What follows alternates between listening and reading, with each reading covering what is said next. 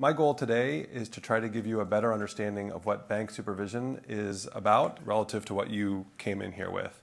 I think there's much more interest about how the Fed and the other agencies that are involved in banking supervision do their work, given the financial crisis. And I think it's sort of mysterious to a lot of folks. So the goal here is to demystify what we're doing, and I think the best way to do that is to be responsive to the questions that you have. So just raise your hands throughout, and if I think I'm going to cover it anyway, I'll just let you know, and then we'll move along. But if it's something that we'll work with the flow of it, I think I'll just stop and take questions as we go. What's the stress test? So I'm going to get to that. That's a good question. What's a stress test? So that's the goal. The goal today is to make sure that you feel like you have a better understanding of what we're doing here at the Federal Reserve in terms of our banking supervision. And that's not hugely dissimilar to what goes on at the other agencies that also have responsibility for banking supervision, but I'm really only going to be speaking about what we're doing here. I'm going to make 2 points. So first, that there are assessments that are made of the condition of banks, and those are important assessments that get done. And we also check not just their financial condition, but how they're complying with all the rules and regulations that are out there. And then the second part relates to what we try to do to make sure that our assessments are of a high quality. Because I think as folks who are here today, I think that's in some sense what you care about, right? Not just what's the context for what we're doing, but are we doing a good job? And I want to give you some sense of the kinds of things we're doing to try to make sure that our assessments that we're making are accurate, have a lot of integrity, and that you can have confidence in them.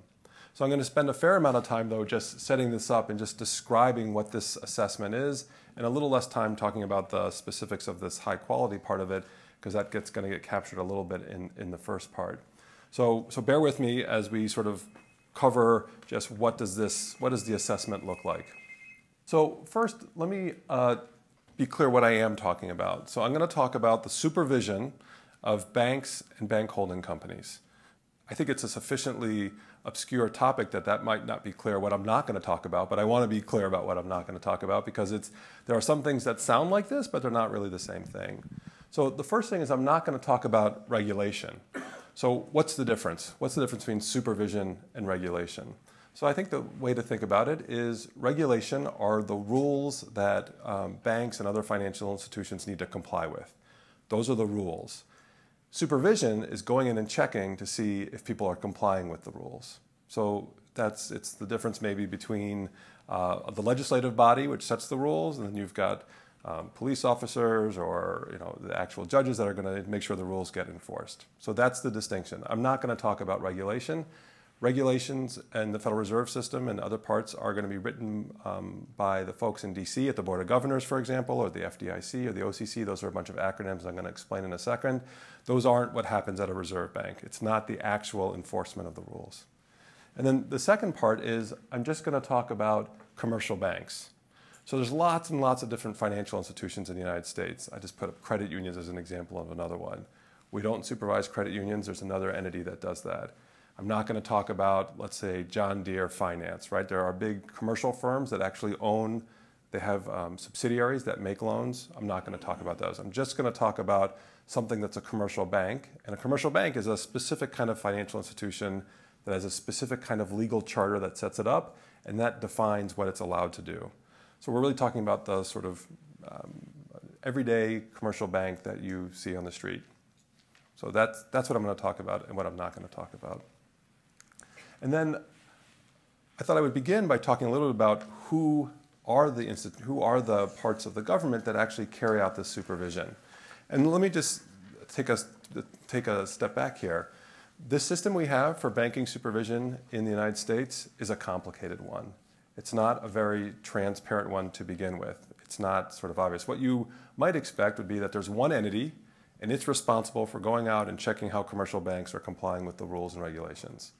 So that's not what we have. We don't have anything that looks like it. We've got something more complicated. So I'm going to explain that to you just so you have a sense of where does the Fed fit into all of this. So first, there's going to be 5 entities I'm going to describe briefly.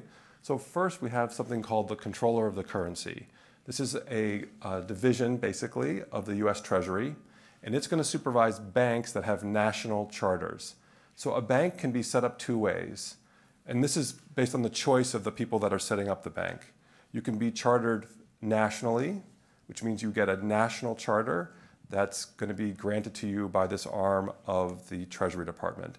And this goes way back in history, so you'll run into banks that have been set up for 150 years, 120 years, and these charters oftentimes are associated with this national charter. And it used to be that there were tons and tons of distinctions between national chartered banks and state chartered banks in terms of what they were allowed to do. And over time, that has gone away. There's still some differences in terms of how you can operate and where you can operate. And so it gets into a little level of minutia, but the key part is that there are these different charters, and depending on what your charter is, that's going to determine who's going to supervise you. So if you have a national charter, you get supervised by the Office of the Control of the Currency. Your other option is to get a charter that's granted to you by a state. So for example, the state of Minnesota. They can give you a bank charter. And if you have a state charter, you're going to be supervised by two entities. You're going to be supervised by the state. So the state of Minnesota has a group of bank supervisors. And you're going to be supervised by one of two federal entities. One option is you could be supervised by a combination of the state and the Federal Deposit Insurance Corporation. So I think we all know the FDIC. They're the ones that provide deposit insurance, but they also supervise banks. They supervise banks that have a state charter and have elected to not be members of the Federal Reserve System. So even as I hear myself talk, I realize, you get a sense. I mean, the reason to go through this and even a little bit of detail is just to give you a sense that it's a sort of rather convoluted, complicated system. So you have charter from the state. You've elected to not be a member of the Federal Reserve System. You're going to be called a state non-member bank, and you're going to be supervised by the state and the FDIC. I think a reasonable question is, why would you choose to be a member of the Federal Reserve System or not? Historically, that made a difference. Now, the really only difference is who's going to supervise you. So I'll leave it at that. If you want to talk about what were the historical differences, we can cover that. But now the main difference is who's going to supervise you. If you choose to be a member of the Federal Reserve System, you'll be supervised by the Federal Reserve System and the state. Now, this is not really, I couldn't put up emblems for all the 50 states. So there's an entity called the Conference of State Banking Supervisors. It's basically the sort of association of all the states getting together and supervising banks. So this is just to reflect the fact that there's a state presence in terms of supervision. So I'm just going to summarize real quick. You can have a national charter. You get supervised by the OCC, the Office of the Control of the Currency. State charter, it's either going to be the Fed and the state or the FDIC and the state. And typically what we do is we take turns. The state will supervise at one point, and then we'll supervise at another point. And then finally, relatively recently in the history of all these organizations, because most of these organizations go way back in time, there is the Consumer Protection Bureau, which was set up by the Dodd-Frank Act. And they've been given the authority for consumer rules, and I'm going to give more detail on all of this. For consumer rules alone, they are given the authority to supervise large banks, over $10 billion. They can also supervise a bunch of other entities, but in the banking space, for large institutions, they're just going to get the consumer protection part of it. So that's who's doing the stuff that I'm going to talk about. So and I'm not talking about credit unions, and I'm not talking about a bunch of other things and broker-dealers. This is the world of commercial bank supervision. And CSBS stands for what again? It's the Conference of State Banking Supervisors. So it's essentially the group that, it's more than a trade association. It's the entity in which all of the states have come together and tried to ensure that states have, for example, comparable standards in terms of how they do supervision. So the question is there any supervision of credit unions? Yes, credit unions are also supervised both on the state and federal level. So there's a federal supervisor, and then there are state supervisors as well. Yeah. Does the controller of the currency supervise federal savings banks? Yes, they do. So there used to be a separate kind of entity that was called sometimes a savings and loan, sometimes a savings bank, sometimes a thrift. Following the financial crisis, that charter was made, and they used to be supervised by, there used to be another entity. They used to be supervised separately, and their supervision was moved over to the control of the currency. To make this a little bit more, well, we'll get to another part, but the Fed is also engaged a little bit in their supervision as well. Other questions? Great. So I'm going to go over this briefly. I think Joe hit the key point here, right, which is obviously this is just one of many things that we do here at the Federal Reserve, but there is an important distinction that I think is really critical for the public to understand. The legal authority that the Federal Reserve System has to supervise banks has been vested in the Board of Governors. And so Joe already went over, there's a Board of Governors and there's reserve banks. And the authority that we have to go and supervise banks in the way that I'm going to describe, that is an authority that the Board of Governors has. And what they've done is, and I think Joe already went through who the governors are, what they've done is they've delegated that to the Federal Reserve banks. So there are the folks here that, myself, I work for Nariana, who Joe talked about and mentioned, and he's my sort of normal boss. But the functional boss that I have, that is the person who oversees my work and determines whether or not we're doing a good job supervising banks, are the folks in Washington, D.C. So it's important. Why bring that up? Because the Board of Governors, as I think Joe talked about, those are folks that are appointed by the President and they're confirmed by the Senate. And it's those, in that sense, they're really part of the system in which the public, ultimately through your elected officials, determines who those folks are. And it's those folks who oversee what we're doing in supervision. It's not an independent group of people in Minneapolis who are deciding how we're going to do that. It's really part of the effort. I raise that because I think sometimes there's concerns about how supervision is done and who do we report to. And ultimately, we report to individuals who the elected officials and the President have determined are qualified to be carrying out that role. So I'm going to stop there. That's kind of like the demographics of who's doing what. I'm going to move to sort of generally describe what does supervision do? What are we trying to do? Or what do we look at? But let me stop and just see if there's any other questions just about who are the players. Okay. The one thing I didn't talk about is just who are the banks. I'm talking about who we're doing, but I'll just maybe say one quick thing. There are lots and lots of commercial banks in the United States. There's a lot of information on our website about this. Let's say roughly 6,000. Minnesota is a very heavily banked state. So we have banks that operate here who aren't based here, but just the banks who are based here alone is a little bit over 300, which, given the population of the state, that's really a lot of banks. If you go to other states, you're not going to see quite as many what are called community banks. Those are small banks who tend to operate very locally. So those are when we're talking about who we're supervising, by we, I mean collectively the government. It goes from J.P. Morgan and Bank of America to, we have a bank that we were supervising that recently merged, but they had $22 million in assets. So there's a huge range in terms of the kinds of institutions that get supervised. And I'll talk a little bit about the distinctions we try to make there. So what are you looking at when you go in and you're trying to do an assessment of the bank? What are the things that are important to us? So one of the key things we're going to be looking at is what we call risk management. And I'll give examples of this in a second.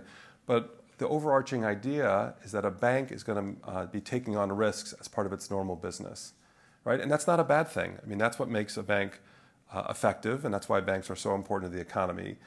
When any of you go and get a loan, that's a risk for the bank, right? Because there's a risk you're not going to pay them back. Of course, we might view it as a risk. I mean, you might view it as, well, I need to get credit to be successful, and the bank views it as, well, I need to make a loan to be successful. But if you think about it, the essence of it is that they're taking on the risk that you're not going to pay them back. And in return, they're going to earn some money. So the essence of banking is managing risks. And the essence of what we're doing is trying to assess, are they managing those risks effectively? That's the real key part of what banking supervision is. In addition to just, are they complying with rules? There's rules that are separate from whether or not they're taking risks, but a key part of the whole enterprise is to ensure that they're managing those risks effectively. So what are we looking for when we decide, is a bank doing an effective job in assessing the risks of, is a supervisor doing an effective job in assessing the risk of a bank? So the first thing we're going to look at is the kind of oversight that the management and board of directors of a bank are going to be providing. And boards of directors are really critical. So we view boards of directors, rightly so, that's their job. Their job is to provide, at the end of the day, they're ultimately responsible for the performance of the bank. And then there's the management of the bank, and they have different roles, but we're expecting them to be accountable for how they're going to be managing that risk. And that's a key thing we're going to be looking at. What are they actually doing to ensure that there's effective risk management? One specific thing we're going to be looking at is what sort of information is being generated by the bank so that the managers and directors can, in fact, manage that risk. So what's a concrete example? I'm just going to, we're going to cover other risks that they take, but let's just stick with lending. And to make it simple, let's just think about you getting a home mortgage from a bank.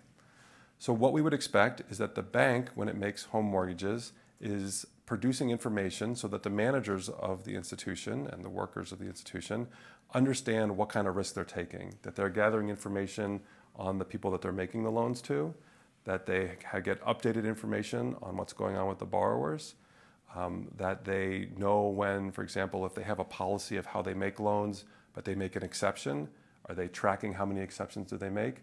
So all of that is the kind of information we would expect to be flowing up to the management of the bank, and that's a critical part. So we're going to be looking at how active is the management. We're going to be looking at what sort of information do they have? Do they have the right information at the right time? And are they going to the right people? Because you can't manage risk if you don't have the right information. We're going to want to look to see that the policies and procedures and limits they have make sense. So what do I mean by that? So policies would be what kind of mortgages do we make? Do we make 30-year mortgages? Do we make 10-year mortgages? Do we make mortgages where the interest rate varies? Do we make mortgages where that are fixed?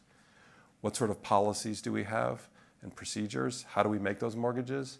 And then in terms of limits, what share of our total financial resources should go to mortgages?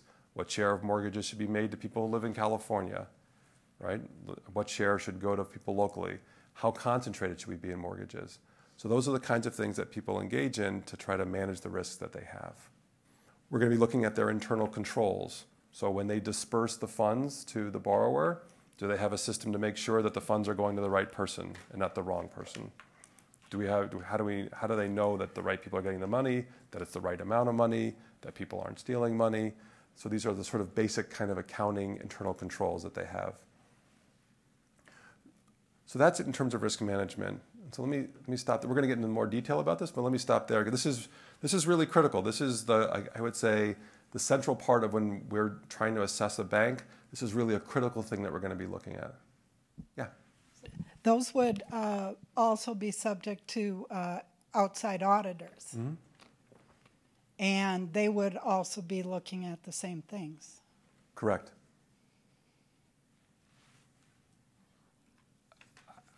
I'm happy to answer the question. No, if there is one. It's just a point, I guess. Yeah. So something very depressing occurred to me, and I think I'll pass on that. Okay. Well, so maybe I'll, if you'll allow me, I'll ask a question based on what you said. So one question would be, what's the distinction between what we're doing and, for example, what's happening from the external auditors? So I think we have a specific task that we've been given, and part of it is we have a whole set of laws and rules that we're going to have to enforce, and those might not be the same sorts of rules and laws that an external audit party would have to.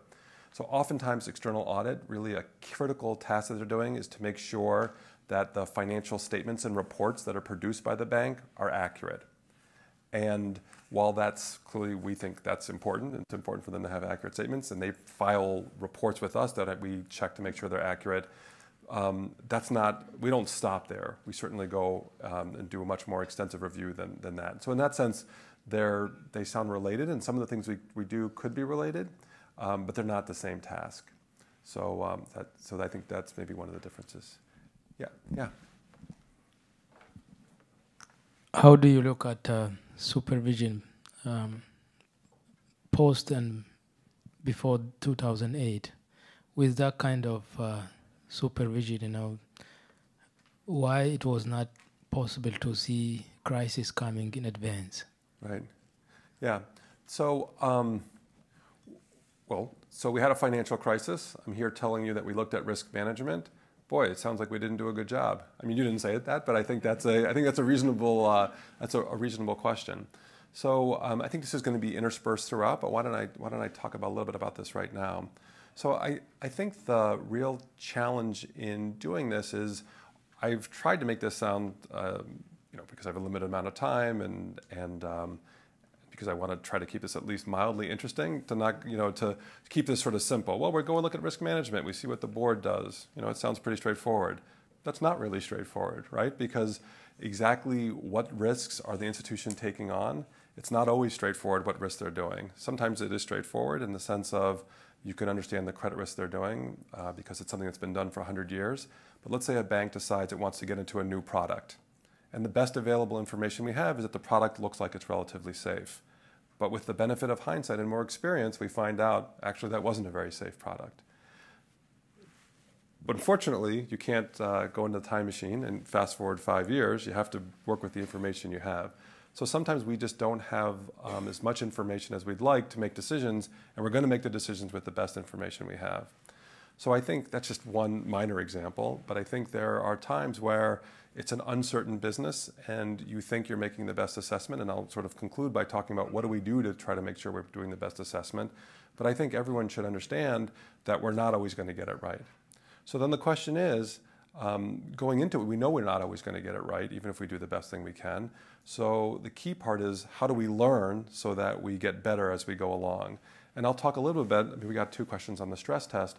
I'll talk a little bit about how we've tried to improve what we're doing. But wow. Yeah. Yeah, I just wanted to zero in a little more on that. To me, it was very obvious that there wasn't any monitoring going on. The interest rates fell way low, and mortgage after mortgage is going out, and the market kept expanding, and there weren't anybody that needed mortgage. And it seemed obvious to me that the banks were just writing mortgages to people who can't afford it now. And it's kind of hard to see. I mean, first of all, is the federal banking system different than like the savings banks, or am I confusing that part of it? Because it seemed to me there was a well-established trend that the banks were doing whatever the hell they wanted to do, and that was terrible. I mean, look what happened.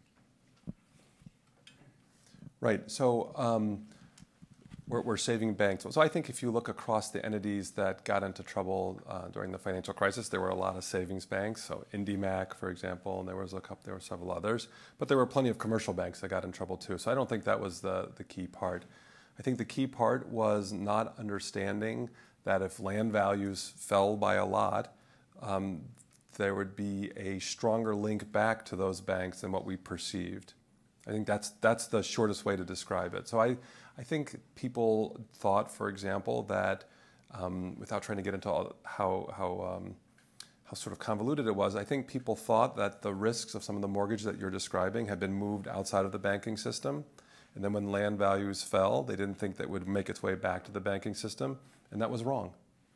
So, I mean, I think there certainly are some people who saw it coming. I think there were a lot of people who didn't see it coming, and so the key is what do you do to move on from there? Yeah. So kind of related, but more specifically, how does the current economic conditions relate to the risk assessments? Say, for example, you have a bank that gets a positive assessment score during good times, but that same bank with the same assets under more challenging economic conditions, do you change your risk assessment based on that? No, that's a great question. So I think so the question is, do we change how we evaluate risk management depending on the current economic conditions? And in fact, what we try to do is not do that. So what we're trying to do by looking at risk management, and I'll try to contrast it with this other bullet that I have right now. So but I'm going to answer your question, but let me just talk about the slide just for a sec. So another thing that we're going to look at is the financial condition of the institution. And that's literally, how is it performing right now? How many bad loans does it have? What does its earnings look like? How much financial resources does it have to absorb losses? And I think what the question is getting at a good point, which is when you look at those financial metrics, they can show that an institution looks very strong. But when in fact they've taken on a lot of risk, it's just going to materialize in the future. So the reason why we're so focused on risk management is because effective risk management should leave the institution such that the risks it's taking are not that big, so that when if something bad happens in the economy, then they're not going to take a huge hit.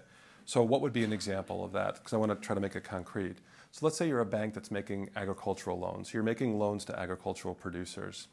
And I think if you've been observing it, so if there's been a long period in which the value of agricultural land has been rising and rising and rising and rising.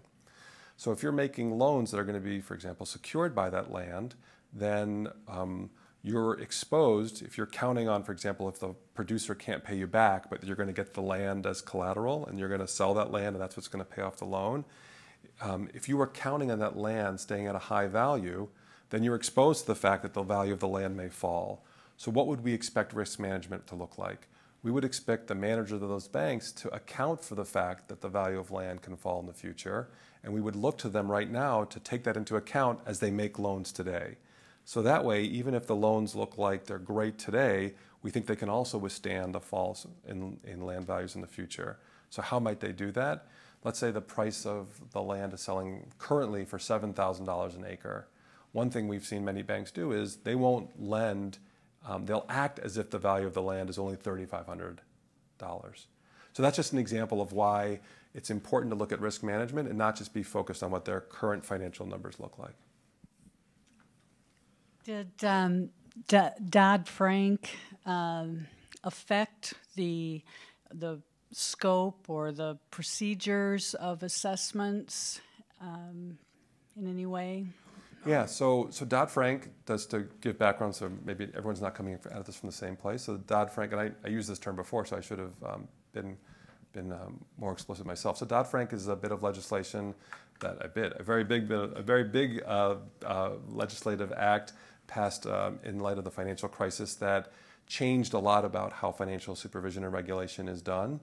And it's, depending on whether you're getting it as a PDF or as a text file, it's like 800 pages, right? So it's going to be hard to distill down and give you an incredibly short answer. But I'll say in many ways, particularly for large financial institutions, it's fundamentally changed the regulations that they're going to face, as well as some of the supervision. So the rules, so Dodd-Frank in many ways was more focused on the rules, and it's changed the rules quite a bit for those, particularly the largest institutions.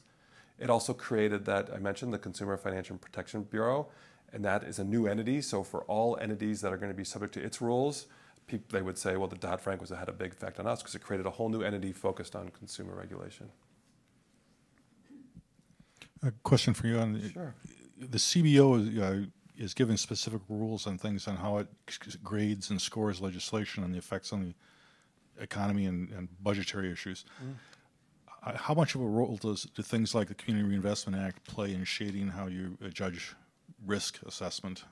Does it have an impact, or would that? So I'm going to talk specifically about the Community Reinvestment Act. So we'll wait till we get there.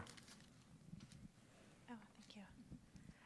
I just had a couple of questions on the risk management piece, Sure. and you might go over this later. But can you give examples of a couple of metrics that you would look at when it comes to board and management oversight? Just I know from a corporate governance standpoint, there's independence things and things like that. They're kind of qualitative.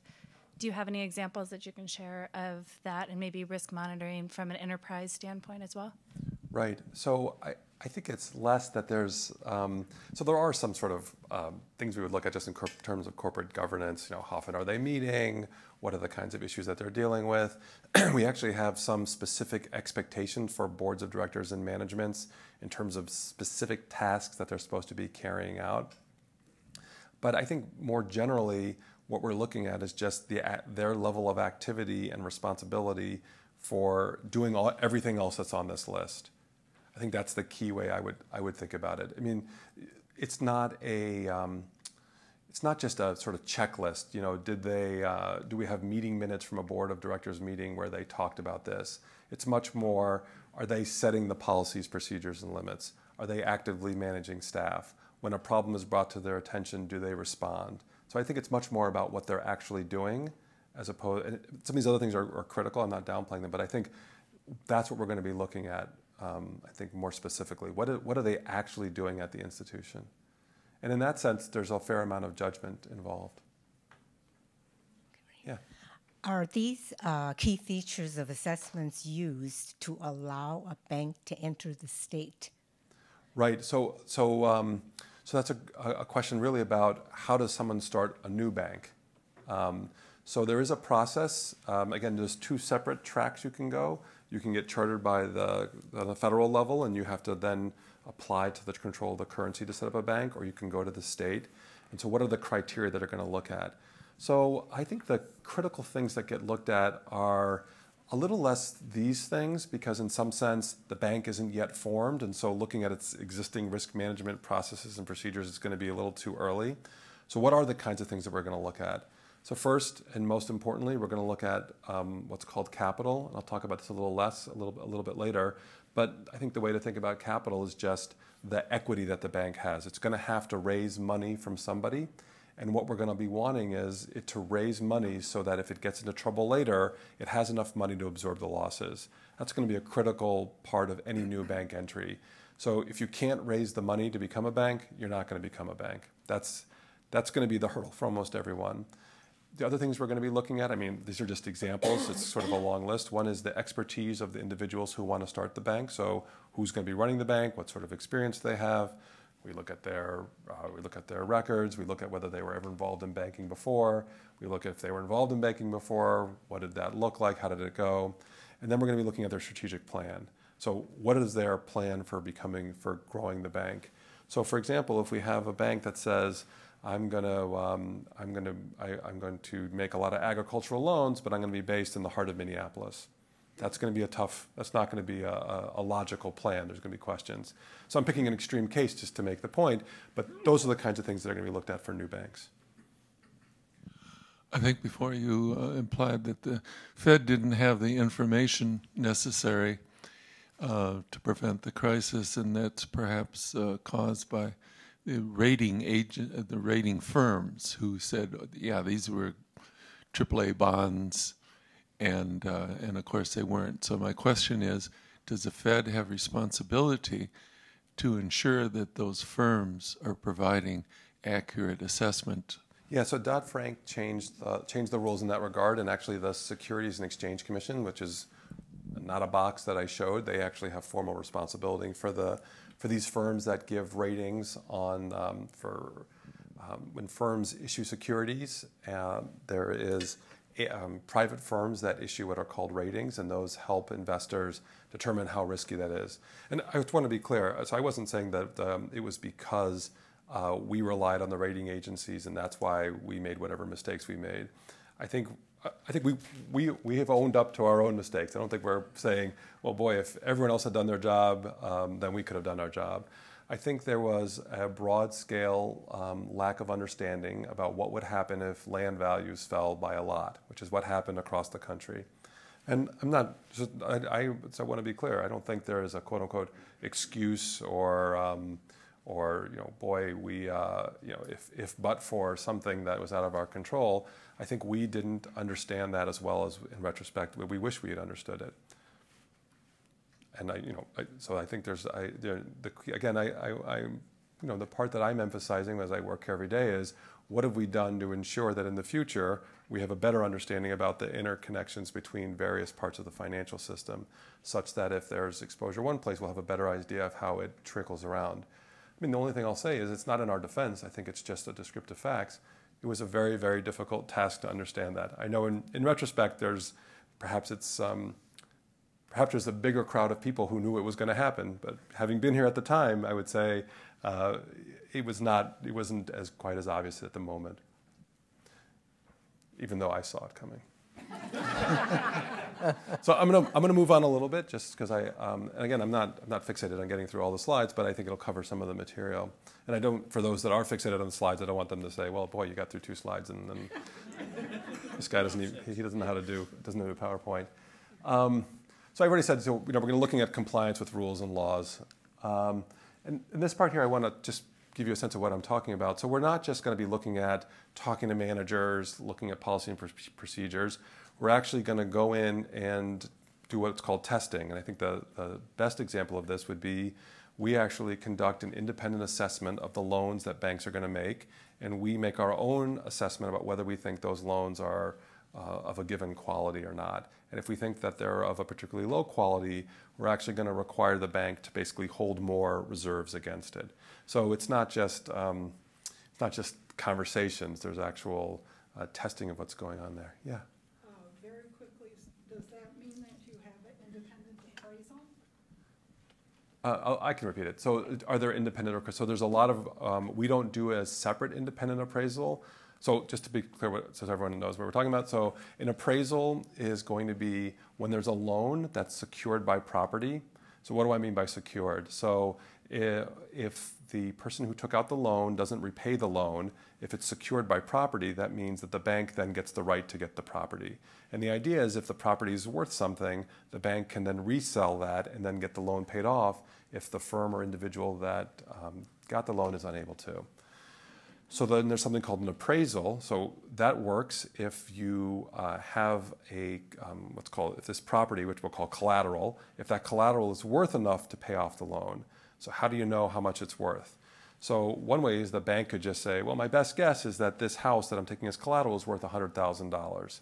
So there's actually rules out there that require the bank to go and get something that's called an appraisal, where an independent person comes and they give their valuation on that property. So then now we get to the question, do we do those independent valuations? We don't.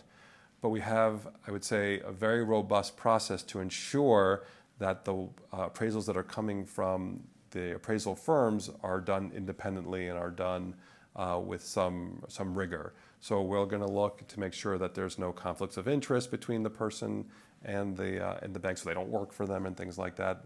And we're going to make sure that they, in the file where they do the appraisal, the bank has to make an assessment about why that appraisal is good, and we're going to look at both the appraisal and then the bank's assessment to ensure that it's not just something that somebody drove by and took a picture and doesn't have any sort of merit to it. And there are independent standards that appraisers have to meet by their own independent appraisal standard boards, which are usually set at both federal and state level.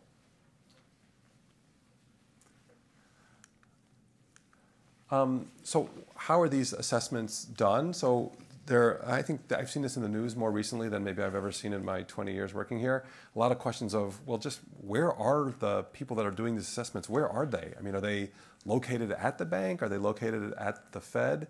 And the answer is both. So some of the assessments are going to be done on the physical premises of a bank, and some of the assessments are going to be done, like for example, in the office here. So why? Maybe I'll just stick this. Why would we ever do it at the physical premises of a bank? So one way to think about it is, if of the hundreds of banks that are in Minnesota, a very large portion of them don't have their they have a file around their loan. So if they've made a loan to this gentleman, they actually have a physical file of the documents. And if we want to review that file, we need to go to their location and do it. So for many community banks, now some of them have their loan files are in electronic form, and then we could even do that off-site. But for many institutions, that's not an option. You have to physically be there. The other reason is, I think if you want to make an assessment of what's going on at a bank, a lot of the times it's really helpful to be there and have lots of face-to-face conversations. Sometimes you get a better sense of how the bank's operating, and people will tell you what's going on, et cetera. So some of the work has to be done there. Some of the work is done here, and particularly we try to focus the work that's done physically here on looking at things like financial statements, because there's no reason why we need to do that at a bank as opposed to why we could just do that here. So it's done at both places. I'm going to talk about the stress test a little bit here, even though it doesn't fit exactly, but the folks who asked about that question have been patient. But first, let me just talk about this different in sizes that we're going to see. So there's a lot, like I said, there's a lot of small banks, and then there's a smaller number of very, very large banks. And they're not going to have the same kind of assessments. So the assessments of these small banks are going to tend to be done in a point in time in what's called a bank exam. So literally, we're going to gather information. We're going to start it on the first day of the month. We're going to gather information. We're going to review it. We're going to go on site. We're going to conduct an exam. We're going to do the assessment by gathering information. And then we're going to leave. And it's going to be done over a couple of month period. And then I'll talk a little bit about how we end it. That's not what it's like for a large bank. For a large bank, there isn't just once, and typically this is done Depending on what kind of exam it is, it's done, let's say, once every 18 months. So it's really a point-in-time sort of review. For a large bank that's much more complicated, that wouldn't really give you the ability to understand what's going on. They're under what's called continuous supervision. So they're having individuals who are constantly trying to assess them basically every day. And that's made possible by the fact that if you're a large institution, you're going to have a dedicated group of people who've been assigned to do your assessment. So their job is going to be to work, for example, on the assessment of JP Morgan Chase. So when I say assessment, I really mean assessments. There's lots of different ones going on all the time. But the point is, it's really a continuous process where there's a dedicated team and it's happening all the time, as opposed to a smaller institution where it's really a select period of time every once in a while. And the largest banks, so for example, in the United States, these would be banks that have more than $50 billion in assets. So that's roughly 30 banks. And it's technically not banks, it's bank holding companies, but we'll get to that. But the small number of banks actually have assessments that aren't even done by the dedicated team. They're done simultaneously across many of these large institutions to try to ensure that they're all being evaluated the same way. So the question we got was basically, what about these stress tests? This is an example of that. So the Federal Reserve runs a test where we try to answer the following question. If we had another very, very bad economic set of conditions, would the banks be strong enough that they could survive and continue lending? So that's the exercise we do. So how do we do that? Well, basically we do two things. We have a group of, I think maybe the simplest way to describe them is computer models, and we try to empirically estimate if the economy was performing badly, what would happen to the loans, to the revenue, to the capital of these banks. And then those models, if you put them all together, they spit out a number that says this bank would have enough how much financial resources would the bank have even if housing prices fell by half, the stock market fell a lot, unemployment went way up, inflation went way down, interest rates did this and that. So that's one part of the stress test. Then the other part is we go in and we look at the policies, procedures, and all that around how they manage their capital. So that's a key innovation since the financial crisis, and it's really probably the single largest exercise that the Federal Reserve runs in our supervisory capacity. So there are, I tried to summarize something in 45 seconds that hundreds of people are working on for a very long period of time. But for the gentleman that asked the question about the stress test, was that what you wanted to find out? So that's what that stress test is. That's what it's about, and it's meant to find out whether or not the banks could survive another really bad economic. Is that typically like measuring the percentage of loans to agricultural use as opposed to industrial use or to commercial? Yeah, no. So what it would be for each of the kinds of loans they're going to make. So let's say they make some loans to firms to basically support the operation of the firm, and they make some loans that are secured by commercial real estate, and they make some agricultural loans, and they make some mortgages, and they make some auto loans. For each type of those loans, we actually estimate for this bank, how much money do we think they would lose if all these bad things happen? Then we total up all their losses. Then we also estimate how much money would they make during that same period, and we bring it all together. We know how much financial resources they have right now.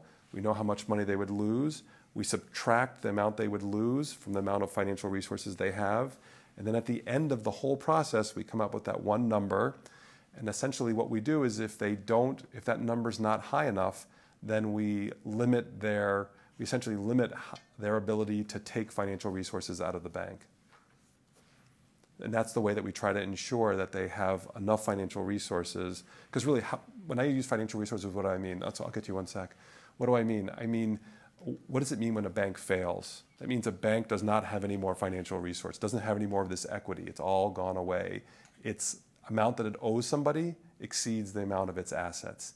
So what we're doing is we're trying to say, would there be banks? So we're not even looking at that cutoff point. We're not looking at whether they would fail. We're actually looking at, would they have a small enough positive number? So that's what we're doing. And then I'll talk about this in a second, and then we report extensively on which banks did what. So that's all made public. Yeah? Yeah, can you tell me the difference between a small bank and a large bank? Like how big they are? How big is a small bank and how small is a large bank? Yeah. So we typically call small banks community banks. That's the sort of nomenclature, but I think it's a fair substitute. So a small bank would be a bank in the Federal Reserve System. It tends to be a bank that's under $10 billion, right? And so that's going to be the vast, vast, vast preponderance of the roughly 5,700 banks that there are. And I could, if I had to make a number up, I would say that's probably like 5,500 of them. Then deposits or balance sheet? That's assets. Yeah. And if you go on our website, we actually have the exact number. So I would, I would look there as opposed to rely on my $5,500 guess, but 5,500 bank guess. But it's roughly that. Then there are the very, very, very largest banks. So what size are those? So in the Dodd-Frank Act, it actually defined systemically important banks as anyone that's got more than 50 billion. And then the way it works in the United States, if you just descriptively, there's a very, very small number of banks that are much, much bigger than that. So the JP Morgan Chase, Bank of America, Citibank, and Wells Fargo, those are banks that are more than $1 trillion. And a couple of those are more than $2 trillion. And what do they call those banks? So those banks are in a portfolio that's called, we call them systemically important banks. Is the number of small banks going down? Yeah, so the question was what's happening to the number of small banks? So the total number of banks has been falling for a very long time, 30, 40 years. Actually, if you go on our website, you can look at the data about what's happened, and we actually forecast what's happening with community banks. So that it's been falling for a long time. So in Minnesota, I think the peak was over 700, and about 25 years ago. So that gives you a flavor for why are they go. So that's a good question. So why has the number of banks fallen? So I think there's two general kinds of answers. One is why were there so many banks to begin with? And part of that is reflective of a historical view, which was then embedded into law about where banks could operate. So there used to be in many states restrictions on where a bank could operate. So a bank could only operate in some states. Each bank charter, we went to this bank charter, could only have one bank. So the famous example is in Illinois. That was a state where each bank could only have one office. And that's why sometimes the history, at least that I've read, is when you're in downtown Chicago, you'll look at some of these bank buildings and they're enormous. And you have to wonder, why are they so big? That was the only building that you could have. So you would make your building very big. You can imagine that's going to lead to many, many banks if you can only have, each bank can only have one building. And what happened, and over time, starting in the 80s, the late 70s, 80s, both on the state and federal level, those rules were relaxed. And as those rules were relaxed, banks started merging with each other. So that's part of it. Then the second part is there's a certain level of the economics of banking oftentimes relies on buying computers and things that look like they've got scale associated with them. So you're better off being bigger than smaller. And so for the very, very smallest banks, over time it might be that they can't be as efficient as slightly bigger banks. Yeah. Returning to your comment about trying to constrain the bank's ability if they've failed to stress test to take capital out of the bank, does that, I assume that you're referring to dividends, but are you able to and do you do anything to constrain the top executives from issuing themselves bonus? Because we all know that most of the biggest executives' compensation is in so-called capital gains. They don't really have any money invested, but it's a device that's allowable under the tax code, and they set their own rules. They set their own pay scale. They set their own board of directors, and a few of them got caught backdating the effective dates of the vesting. So most of these guys are taking 10 or 12% of the net worth of the bank out to pay themselves, and over time, I would think that would be as crippling as inappropriate dividends. So, having said all that, do you have the power to restrain some of these crooks or not? Banksters. Crooks, as in people who are mafioso really, but have a Harvard MBA. Sorry about that. So we usually refer to them as management. We try to avoid calling them crooks right off the bat. So what's our ability to constrain the compensation that's earned by really anyone in the bank? So there's a couple of levels at which that can work. So I'm going to talk about this a little bit later, so I'll just talk about it now and then I'll skip it later. So the way that many banks in the United States are organized, they actually have two entities. They have the bank, and then they have an entity on top of the bank called the bank holding company. And what the bank holding company does is it owns the bank in most cases, and it's advantageous for tax purposes often and estate planning purposes, et cetera. For any institution that's in trouble, we really don't let any resources exit the bank holding company. So we're not going to, for example, if they wanted to pay themselves a dividend out of the holding company, if the institution was in trouble, we just wouldn't allow that to happen in the first place. So we're often most worried about what you're talking about, which is money leaving the bank in cases where the bank isn't doing well, because we think that resources should be husbanded at the bank. So I'll talk a little bit about holding companies, but the key part there is for any institution that's in trouble, the Federal Reserve is the sole regulator of the holding company. We're going to limit what can go out of it. A second answer is at the bank level, we're really, I'd say, most focused on incentive compensation. And you sort of alluded to that. But so there's base compensation for just doing your job. And then there's incentive compensation if you have a particularly good year, if you perform better than your peers, you might get special compensation. And for many executives, that's going to be the biggest chunk of what they're going to earn. So why are we focused on ensuring that is, we do review those, and we do have a role in trying to structure that. So why would we do that? Because we're worried about the risks that the institutions take, and we would be worried that this incentive compensation, which is built in its name, is giving the wrong incentives. So what's the kind of incentive that might trouble us? You're going to be paid more money if you issue more loans, right? Because what's the incentive? The incentive then would be to issue as many loans as you can. So those systems, we look at it more, I hate to use the word holistically, but we try to look broadly what are the systems of incentives that have been embedded for the management of the firm through incentive compensation. And that is something that we look at, particularly at the very, very largest institutions. I would say, though, just to be clear, we don't have a mandate for an institution that is well managed and well organized, and the management is going to pay itself what it views as a market rate. We don't separately look at that and impose a rule, for example, boy, we think managers shouldn't make more than 40 times what the lowest paid employee is. That's not something that we would look at. Because I don't want to give you the wrong impression that we're sort of systematically checking and having a sort of separate agenda on compensation.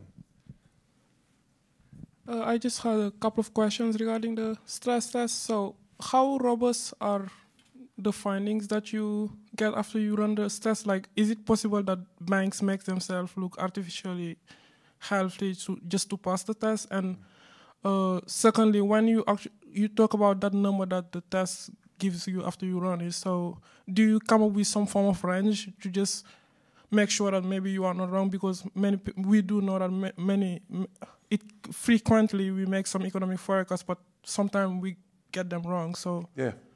What do you do regarding? Yeah. So Thank you. Sure, absolutely. So the first question was, how do we make sure that we're not, that the bank isn't presenting itself in one way and then really its true condition is much worse? So when I mentioned that hundreds of people are working on this, I think if I was in the audience, I might wonder, well, why would this possibly take hundreds of people?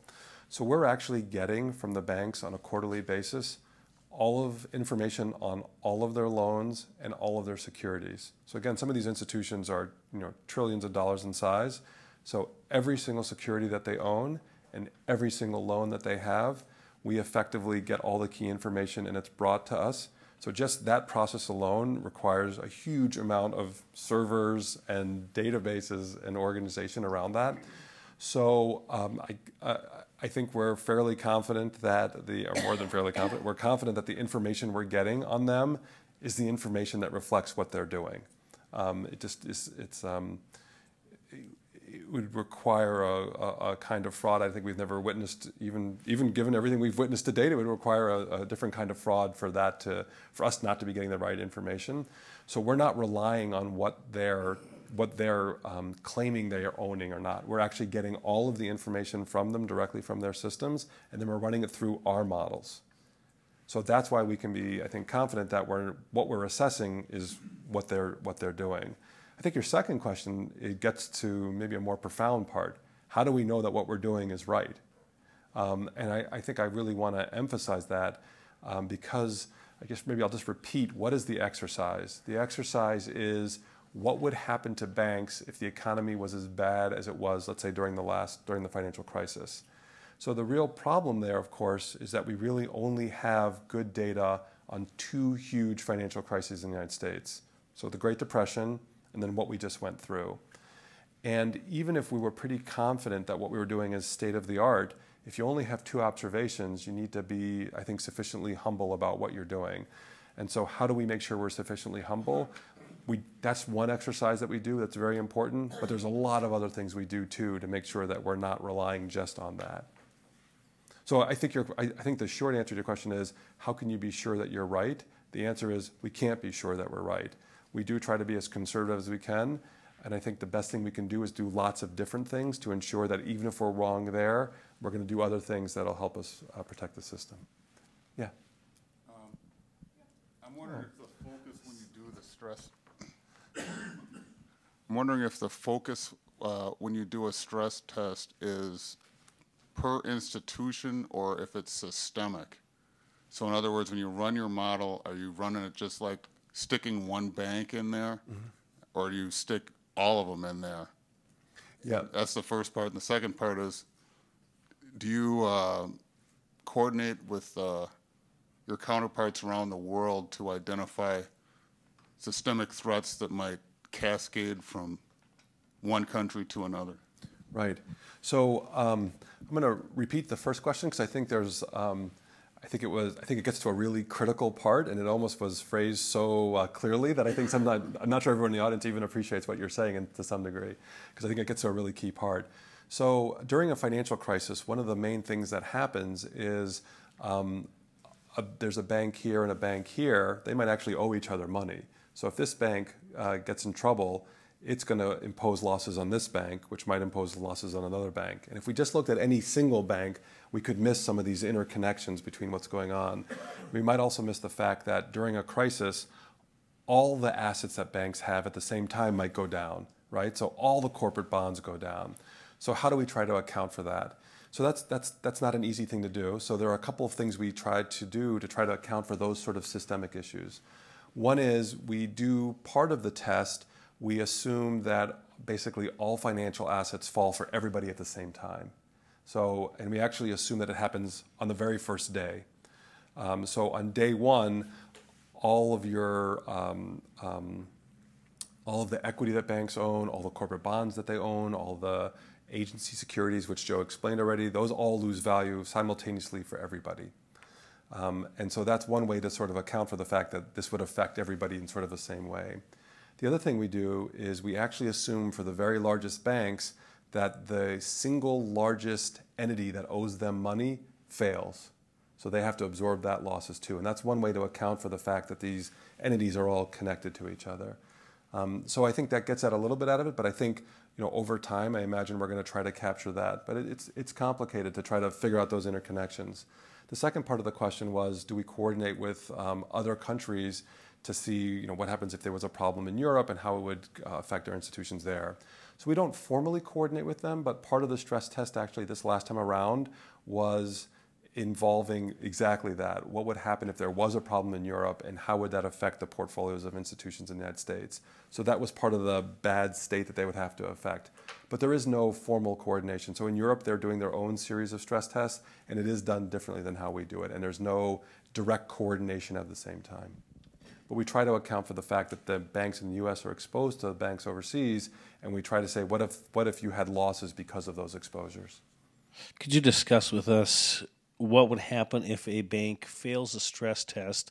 Is there any type of enforcement action or a fine that can be levied against a bank? How does that process work? Good. Okay, so I'm gonna move on because I'm gonna get to this exact issue, and I do want to be cognizant of the time. I mean, I don't have anywhere to go, so I can be here. I can be here all day. My wife's picking up my kids, and so I'm just on conversation duty. So what do we do with all this assessments? How do we sort of summarize them in a way? And I think this is going to get to the question. So what we typically do is, for particularly these point-in-time kinds of exams at small institutions, but also for the largest ones, we essentially write up our findings and we issue a report. And sometimes that's a very formal document, and sometimes that is effectively just like a memo that summarizes what happened. And we're going to issue a rating. And I'm going to talk about the ratings in some detail, so I'll skip that for now. So beyond the ratings, we're going to have what we call findings. And so findings are specific things that we're going to see at a bank that we want to have changed. And the language we use at the Federal Reserve is something called matters requiring attention or matters requiring immediate attention. So these are specific things that we're seeing at an institution that we don't find acceptable. We're going to have a specific category of language that we're going to put on that behavior or activity, and then we're going to require the bank to try to fix it. And if you have enough of these findings, or if any given finding is sufficiently important, we're actually going to enter into what's called an enforcement action. And there's two kinds. One kind is called informal, and one kind is called, very creatively, formal.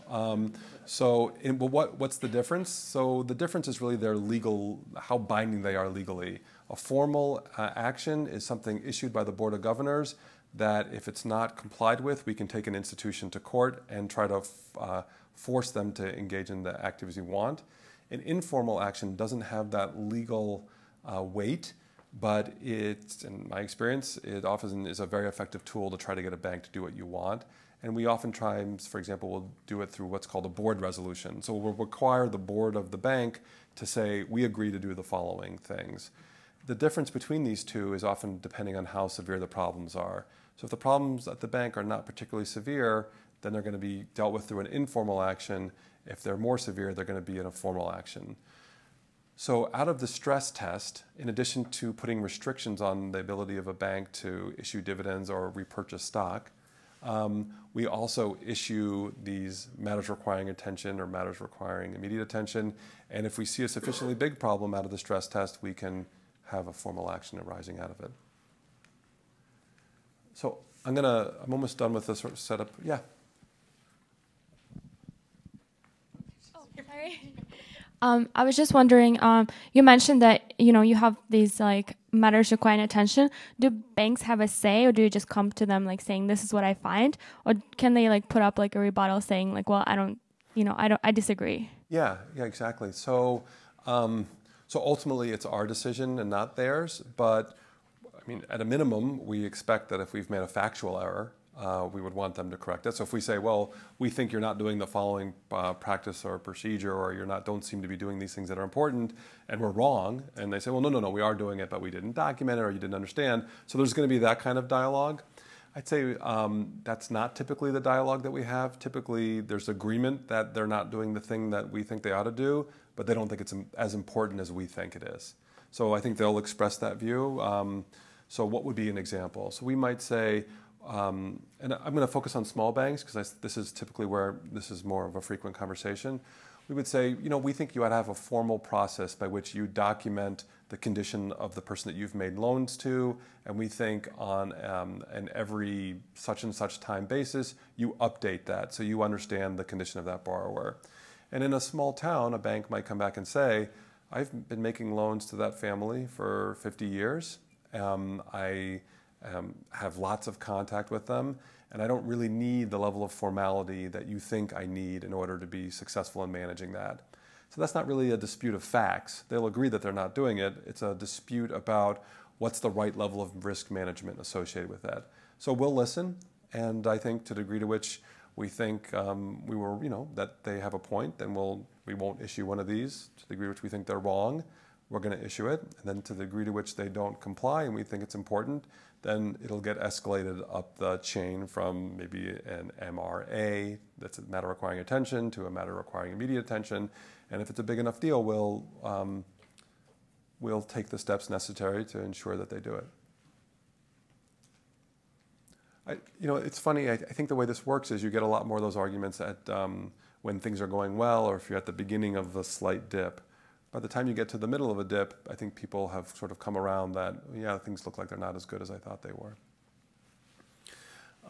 So this next point really gets to why I'm glad you're here, why I'm glad you're asking so many questions, and really gets to the objective I sort of articulated at the very beginning, which is most of what we do is not available to the public.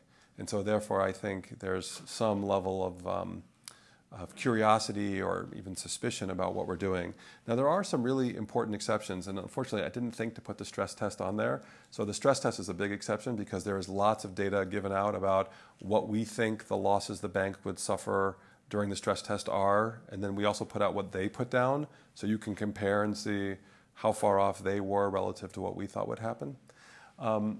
But there's two big exceptions to this. So these formal enforcement actions that I mentioned, those are all public. So you can go on our website or the website of the FDIC or the OCC, and you can see these actual enforcement actions. They're going to be detailed. They're going to say, we think this bank ought to do the following kinds of things. And I think these are really valuable. And I would encourage people, if you have any questions about, geez, what are the kinds of things that the Federal Reserve is requiring banks to do? These are the kinds of things that are available to all of you, and you can take a look, and I think it'll give you a flavor for what it is we're doing for institutions that we think are not in the best condition or engaging in practices that they need to not engage in. And then I'll talk a little bit about this Community Reinvestment Act, which has already come up, but the assessments here are public as well. And then we do, and I'll give you an example of this, while we don't give out the detailed details of like an exam report on any specific institution, we do provide data across many institutions so you can get a flavor, the public can understand generally where things are going. So I'm going to stop there and see if there's any additional questions. Yeah. As I'm listening, we talked a little bit about the financial crisis and how we're coming out of it and what the Fed is doing to mitigate it going forward in terms of risk. And we talked about capital and capital adequacy as, a good way to mitigate that risk. Been reading some about the Basel III requirements and adding even more capital requirements and so forth to make banks even stronger, to mitigate these unforeseen risks in addition to the stress test that we're talking about. What sort of thought is being given to perhaps some of the unintended consequences of putting the Basel III capital requirements in place, and how onerous is that going to be for banks, to meet those requirements, and what do you think they'll do as an unintended consequence that actually could, backfire in terms of raising those capital requirements? Sure. So again, maybe a little context for the question. I mean, this is clearly a very sophisticated audience, so maybe you don't need it, but maybe I'll remind myself, and if it helps you, then that's all the better. So again, think about capital as being, it takes many forms, but the most simple form is equity. So when a bank sells equity and it gets that money counts as capital, and that's the money that if the bank makes a loan and the loan doesn't get repaid, that's the money that absorbs it so that the bank doesn't fail. And of course, the bank can build on that capital when it gets earnings. The amount of the earnings that it doesn't distribute out and pay to employees can build that capital base. There's regulation, so I'm talking about supervision, but there is regulation about what's the minimum amount of that capital we would expect a bank to hold. And those are rules that are issued, generally speaking, across all the federal regulators that I mentioned. So the OCC, the FDIC, and the Fed, we get together and we set what are called minimum capital standards. That's the minimum amount of these financial resources that you're going to use to protect, or the bank's going to use to protect itself from loss. Now, what does it have to do with something called Basel? So Basel is a city in Switzerland. This is already sounding sort of conspiratorial, but it's a city in Switzerland in which there's an entity called the Bank for International Settlement. And what the Bank for International Settlement is basically a vehicle by which all of the central banks and treasuries that are involved in banking supervision get together and try to set, they do many things, but one thing they try to do is facilitate negotiations so that banking regulations are relatively similar across countries. And in some sense, it indirectly gets to this gentleman's question. You can imagine a situation where if these rules were very different, let's just pick Canada and the U.S. to pick an example. If you could hold many less financial resources in Canada than you could in the U.S., well, then many of the banks maybe would go to Canada, right, and try to make loans out of Canada, maybe to U.S. citizens. So we want to try to coordinate that so people aren't sort of running to the least common denominator.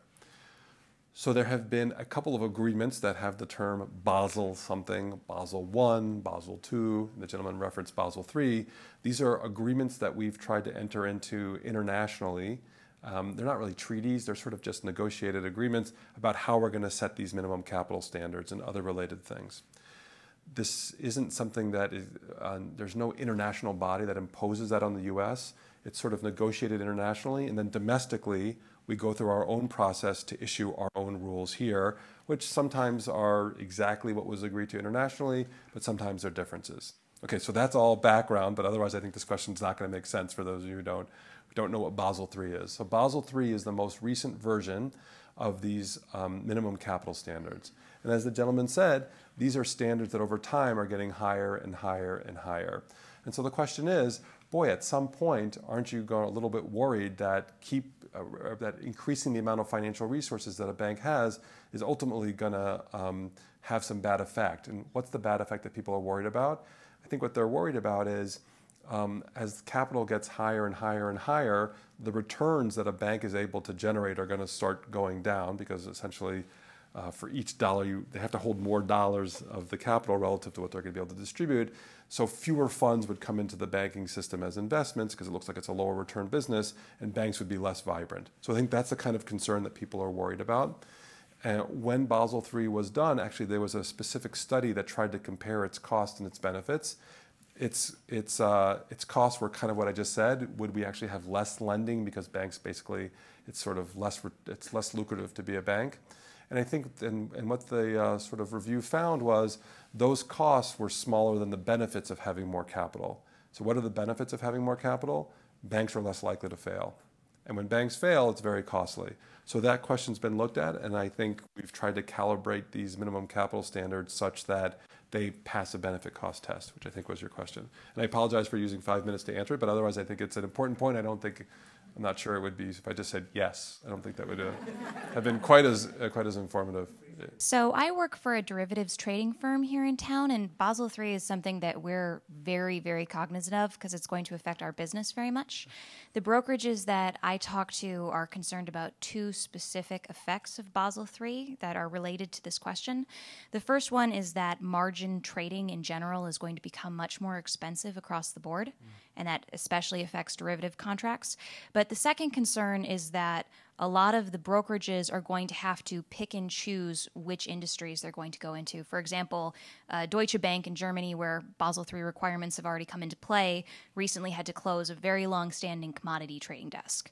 So there's a lot of concern that there might be fewer market makers and fewer counterparties available for investors.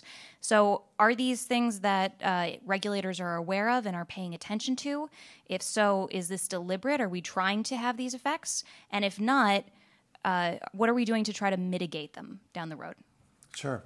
So I think ultimately and this is something you'll see in speeches from folks at the Board of Governors, I think they are aware that it's not just this Basel III rule that requires capital to be higher. That's not just the only thing that's occurring right now. I won't go through the whole litany, but there's a whole list of things that are occurring simultaneously post-financial crisis that ultimately have the effect of making it more expensive to be a commercial bank and more expensive to be in entities that have to deal with commercial banks. And the idea is that that's desirable. So why is that desirable? It's desirable because I think there's a belief that one of the underlying issues associated with the financial crisis was really that we had entities that in some sense were quote unquote too big to fail, that we had a lot of very, very large entities that when they get into trouble impose very large costs on everyone else. And ultimately we want to make sure that they size themselves in a way such that their cost that they impose on the rest of society, if they do get into trouble, is less than what it would have been otherwise. So a logical outcome from that is going to be that some of these large banks are going to start shedding the businesses that they're in. And if we do this right and make it particularly costly to be in particularly risky businesses, those are the businesses they're going to shed at the initial stages of this process. So in that sense, do we have a specific goal with a specific firm? Well, no. I mean, we're not targeting any specific firm.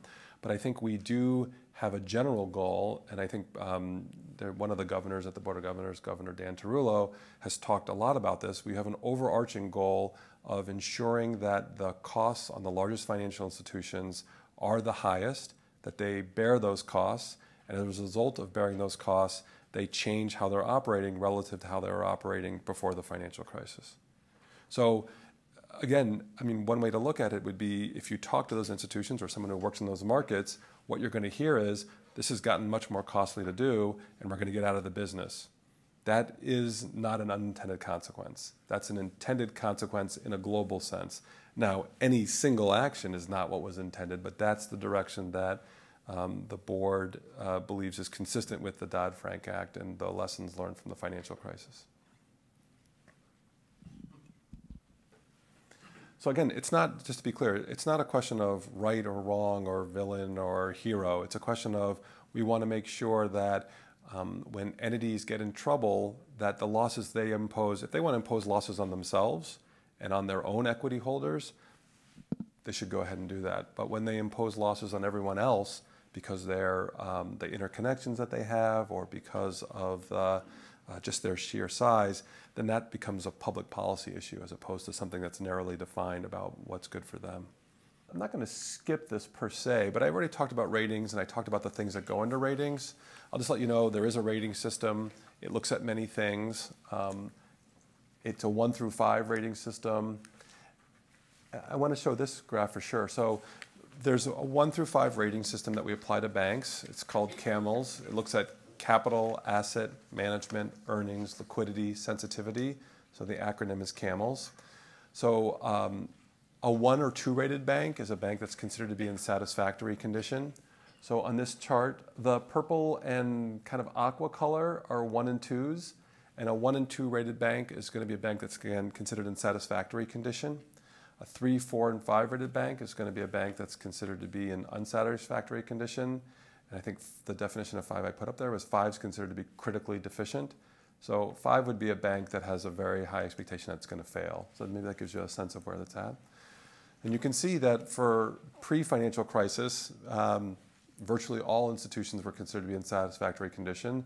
And when we got to the middle of the crisis, we were closer to something like a third to 40% were considered to be in unsatisfactory condition. So this is the kind of information that we make available on our website.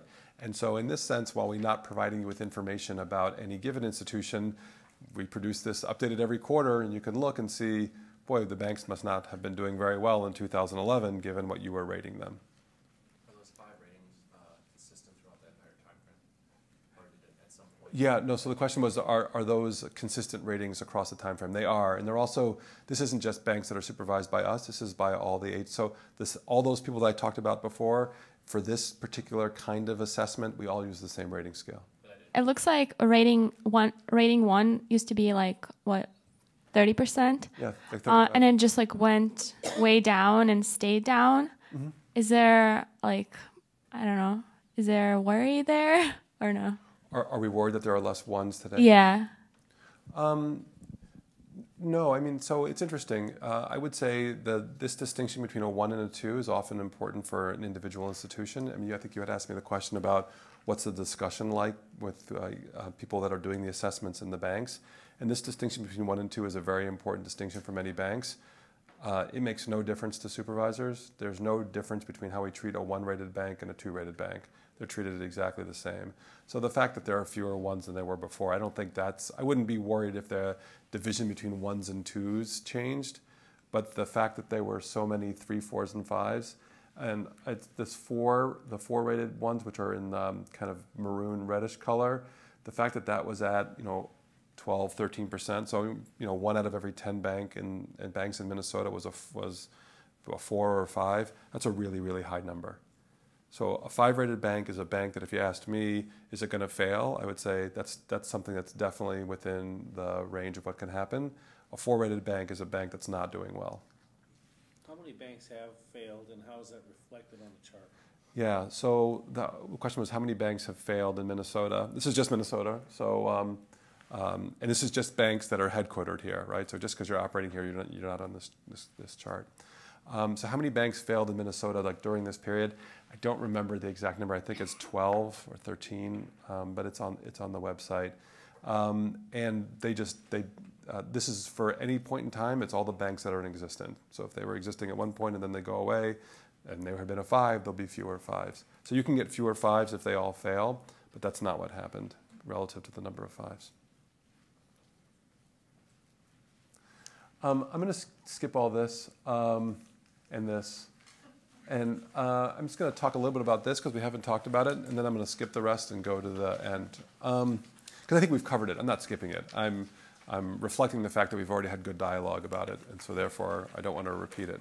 So I've talked a lot about the condition of the institutions in terms of their financial condition and are they managing their risks.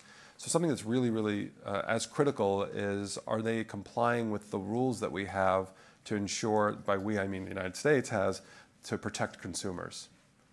So we actually have a 1 through 5 rating system. We have a separate assessment that we do on their consumer compliance program. That's also 1 through 5. And what are we looking at? So what we're going to look at is, does the bank have an effective program to ensure that consumers are protected consistent with the laws that have been passed by Congress and the rules that have been issued by the agencies? So what does this mean? So we're going to be looking at many of the same things I talked about before, but in the context of consumer compliance. Do they have effective training for their staff so all of their staff know what the rules are around consumer compliance? Do they have active and engaged management and boards of directors who are ensuring that the right amount of resources are going to the staff who are ensuring compliance? Do they have internal controls that are ensuring that, for example, when a new product rolls out, that product complies with the rules that are available? So we're going to look at the program as a whole. And then we're also going to do a lot of what we call testing. So there's a really, really, really wide range of consumer rules. Some of them have to do with disclosures. So if you are going to put a deposit in the bank, there's certain rules about what the bank has to tell you about what interest rate you're going to earn, when you can get your money, et cetera. If you're getting a loan, there's going to be a lot of disclosure. Again, what's the total cost of the loan? There is rules around fair lending, just as an example. So fair lending is ensuring that there's no discrimination in the extensions of credits of a bank. There's a flood insurance rule. So if you live in a floodplain, you have to have flood insurance such that if you have a flood, you don't lose your house and and at which point your house is destroyed and you don't have no recourse to, you don't have a mortgage you have to pay. So you should have an insurance that would then pay off the mortgage and help you, keep your livelihood. So there's all these rules that we have, and what we do is we actually go in and ensure that the bank is in fact complying with those rules. So we look at the program and we actually look at specific compliance. So this is a really critical function that we have. We have a separate group of individuals that are engaged just in these sorts of assessments. Does anyone have any questions about consumer compliance? Because we haven't really talked about that at all. Yeah? When did this come into effect? How long has it been doing consumer compliance? Since there's been consumer rules, so since the 60s and 70s. Okay, so that's when you said you reviewed policies and procedures. I mean, redlining has been going on, and I guess I'm wondering why the Fed didn't call that out. So where we see redlining, we do call that out. So just so for everyone's benefit, so so redlining is a term that's used to describe when banks systematically don't make loans to a particular part of the area where they're operating, most typically associated with low and moderate income households, census tracts or areas where there's a lot of minorities living. And it gets its name from the fact that in some cases they found that people literally would, have a map and they would make a line and say, I'm going to lend here and not lend here. So in fact, there is a law that was designed to get at that, and that's the second part. This is this Community Reinvestment Act. Here we don't use 1 through 5. We use outstanding through substantial noncompliance. You can get these ratings for any bank on the website of the supervisor that's providing them. So for Fed supervised banks, these are public, these ratings. And so what we actually do to ensure compliance relative to the question, we actually go in and look, where does the bank make loans? And we look at also what kind of investments they have, but we actually go in and systematically get all the data about where their loans are being made, and we look at where they're operating, and then this assessment is primarily based on the fact that they need to be serving all of the areas in which they operate, in particular the areas in which there is low and moderate income households. So this is an act that Congress passed, and we do a separate assessment of that. So it's related to consumer compliance, but it's actually treated separately because of the fact that it's a separate statute. And where we see that, I think we do call that out, and the other agencies call that out as well. Now, I think, I think another thing that is part of that examination that's really different from any other examination is we systematically interview and have meetings with community members and ask them for their impressions.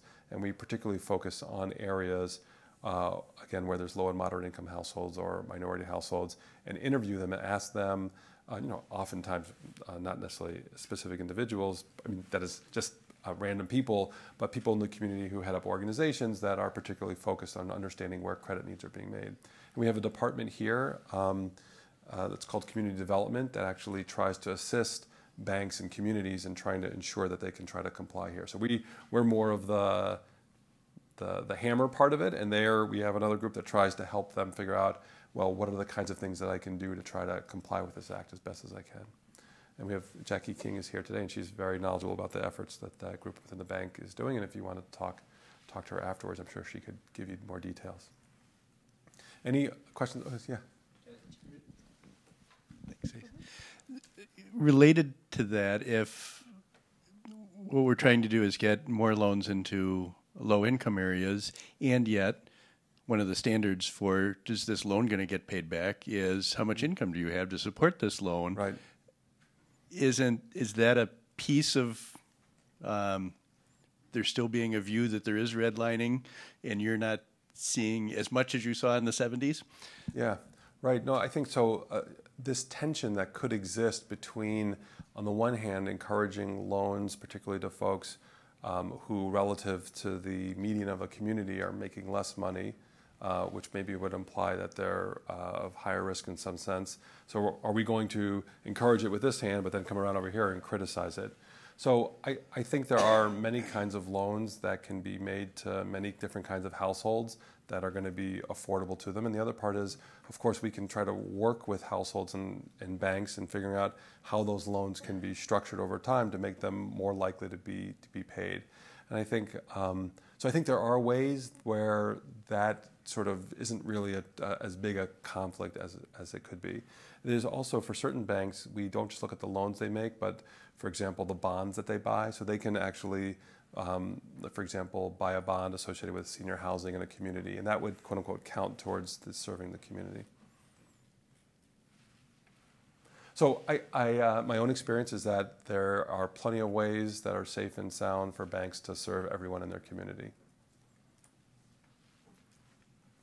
I'm going to skip this because it's interesting, but only sort of interesting. And I'm going to conclude by talking a little bit about, again, one of the rationales for having this meeting. First of all, I love all the questions. I love the engagement of the audience here, so that's great. So I'll go through this, and then I'll just, I think what I'll do is we can take maybe another question publicly, but I'll stay as long as anyone wants to talk to me. And so that way, those of you who want to stay should stay, and those of you who want to go can go. So I think a reasonable question, and people have asked this in different ways already, but why do we think that we're doing a good job? And I'll just make it a harder question. Boy, it seems like you guys did not do a good job. So now you're standing up in front of me and telling me you do these assessments. Why would I think you're doing a good job now? So I've talked hopefully a little bit about things that we're doing differently, which I think maybe should give you a little bit more confidence about what we're doing. But there are specific things that we try to do to make sure that we get the best opinions and assessments that we can from the folks who work here. So I'm going to talk about them in order. So this first one I'll just talk about now. So, I mean, it's clear even with lots of sophisticated computers and data, this is a business that really comes down to the people who are making the assessments. If we can't attract and retain talented people, we're not going to be able to be effective. So we spend a lot of time trying to recruit individuals, ensuring that we're paying competitive salaries, ensuring that we're up to date in the kind of work environment that people have. So I want to call out an employee who worked, Janet Malik. Janet, you want to stand up briefly? So Janet works with me directly in our area, and she is one example of the kinds of amazing employees that we have here who are talented and bring a lot to our function. And I think that's, I wish they could all be here and you could talk to them, and I think you'd be impressed with their level of commitment and knowledge and et cetera. So that's the first thing that we do, and that's very intangible, and I couldn't really prove it to you, but I wanted to start with that because that's really, if we don't do a good job doing that, we're not going to be successful. And then I'm going to give a little bit more details on the other four because I can talk maybe more specifically about what we do. So we try to train our employees well. We set assessment standards so people don't just make this up as they go along. There's a lot of reviews, and then sometimes conflicts of interest come up, so I wanted to address those directly. So I'm going to go through this quickly, but again, if you've got more questions, let me know. So to become an examiner, which is really the main sort of job class that's making these assessments, they literally go through sort of the equivalent of a master's level programming here at the Reserve. So they take, it's the same with the other agencies as well. They take classes, specific classes. They're specific on-the-job training requirements. They have to demonstrate that they have the ability to do the job before they actually get this quote-unquote commissioning, so they have to write an exam report. So there's a really extensive process, and it takes several years, but I think it's important to convey to you that it's not a normal level of training. It's a really extensive level of training for individuals to ensure that they have the right skills and capabilities to perform effectively. And then obviously for experienced folks, it's not like you don't get any training, but it's a little less formal. I think another key part is when we do these assessments, people aren't just sent out to a bank and then told, well, okay, you figure this out, just some general stuff. There actually is a lot of information that individuals get that basically give them direction on how they should conduct their assessments. And I'm going to mention a couple of these which are public. So there's actually a manual that provides the information about what you should be looking at. This is on our website, the Federal Reserve's Bank Exam Manual. It's pretty big, and it's not super. I mean, I think you might be judicious about the time of day or night that you decide that you want to dive into this. It's hundreds. It's hundreds of pages, and it keeps getting bigger as new things develop. So for example, in the 70s when this book existed, there wasn't a chapter on derivatives. Now there's a big section on derivatives. There's letters that we issue that give guidance on specific issues. These are almost all made public. And then we actually have very detailed procedures that people need to follow when they're actually on an exam. So those are all things, I guess, what am I trying to convey here? We're not just sending people out that have a lot of, so on the one hand, we rely on their skills and abilities, but it's not something that's totally left up to the discretion of each person that's making the assessment. They have a lot of guides along the way about how they should conduct an effective assessment. And then we have a lot of layers of review because again, I want to get back to the question I've asked about what's the exchange between banks like. So we really, and this is an extreme, but since I've had this job of being head of supervision, there are managers that we've decided that are not qualified to be managers of banks. So we've had them take other positions outside of the bank. Maybe. I don't know what they did, but they're not at the bank anymore. So, that's a serious step if you're going to literally go in and say, I think if you think about it, most firms in the United States do not have a government entity that comes in and evaluates them and says, if you're not doing this effectively, the person who's currently head of this institution has to leave, even if you think they're doing a good job. So I'm not saying that's a common occurrence, but my point is, we view this very seriously, and we want to make sure that we're doing as good a job as we can. So how do we do that? So one example would be at this institution, we actually have divided up our staff so that there's one group of staff who have full-time responsibility in understanding what's happening to the institution on an ongoing basis. And then we have a separate group of people who come in and do the exams. And that way we have a little sort of check and balance even within our own staff. So we're not just relying on one person's assessment at one point in time, or we're not relying on one person who's been assigned to understand the institution. We're relying on both of them. So it gives you a flavor that when people have different views in the organization, we allow those, we encourage different views, we encourage people to come forward and say, hey, I think there's a problem here. We have sort of a process by which we review the reports and ensure that they meet the quality standards that we want. And this part I want to emphasize. So when someone is sent out to do an exam, they're going to produce what are called work papers. I know this is sort of like in the weeds, but I think it's important. So they're going to produce documents that say, here's what my assessment is, including what my initial rating is going to be. So we have at the bank, that is all maintained as it is.